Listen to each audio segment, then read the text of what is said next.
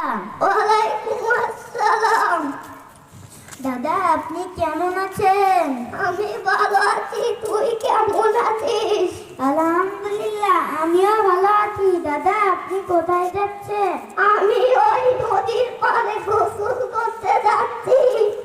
দাদা, আপনি কি গোসলের ফরজ জানেন? হ্যাঁ, জানি তো।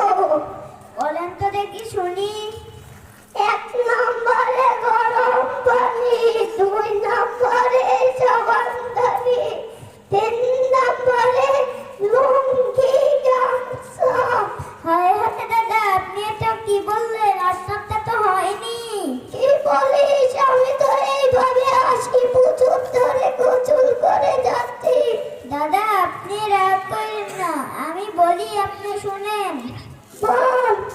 গোসলের 3 ফরজ, ভালোভাবে কুলি করা, নাকে পানি দেওয়া, সমস্ত শরীর ভালোভাবে ধৌত করা। হ্যাঁ, তুই এটা কোথা থেকে শিখলি? আর তুই কোন মাদ্রাসায় পড়িস? আমি মোহনপুর তসিরুন্নেসা দারুল হাফেজিয়া মাদ্রাসায় পড়ি।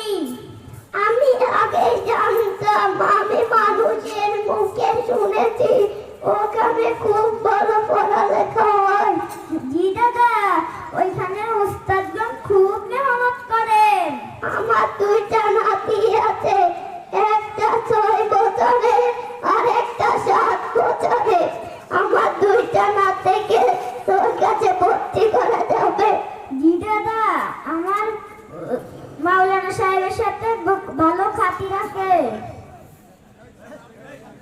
আমি বলে দেব, আপনি নিয়ে আসেন। হ্যাঁ, আমি কালকেই নিয়ে আসবো। দাদা, আপনি আমার জন্য দোয়া করবেন। হ্যাঁ, আমি তোর জন্য দোয়া করব, তুই আমার জন্য দোয়া করিস। ঠিক আছে দাদা, আমিও আপনার জন্য দোয়া করব। আসসালামু আলাইকুম। ওয়ালাইকুম সালাম। মাশাআল্লাহ।